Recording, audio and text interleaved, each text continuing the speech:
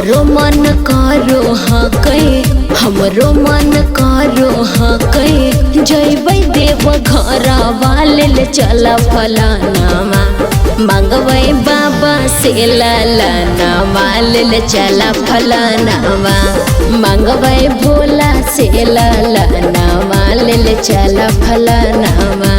ए जी सुना हो बढ़ल महंगाई डीजल बढ़ल महंगाई डीजल बढ़ गेल भाड़ा सुना गोरकी भौजी अब की लगत 200-400 भाड़ा सुना गोरकी भौजी अब की लगत 200-400 भाड़ा सुना गोरकी भौजी। अरे ओकरा से की चला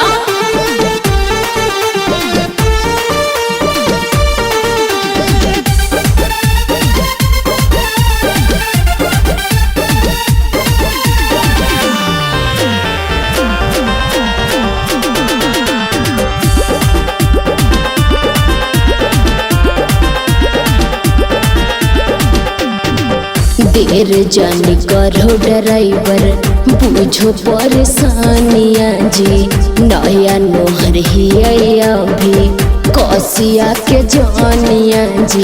ए जी अरे सुनो ना रिश्ता भंजाबे से भरते नहीं पेट जी अच्छा अपने आपस भौजी करो हकलेट जी क्या ज्यादा जल्दी में हकता जाके करला रिजप कर सुना गोरकी भौजी तब की लगत 200-400 भाड़ा सुना गोरकी भौजी तब की लगत 200-400 भाड़ा सुना गोरकी भौजी।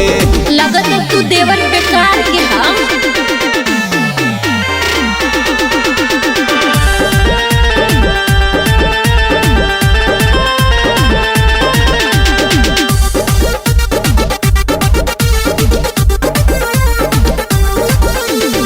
देव घर जाए के हमरो टूटल सपनावा जी देर जानी करो ए मंटू आगे गेले अमनवा जी। ए मंटू जी सुना देवो न किराया मालिक कर देते छोटी जी अच्छा और झती जैबे भौजी मौगी देते खोटी जी माथा नहीं भुकाबे भौजी लगत वतन भड़ सुना गोरकी भौजी अब की लगत 200-400 भाड़ा सुना गोरकी भौजी। अच्छा ठीक है अब की लगत 200-400 भाड़ा सुना गोरकी भौजी बुझो।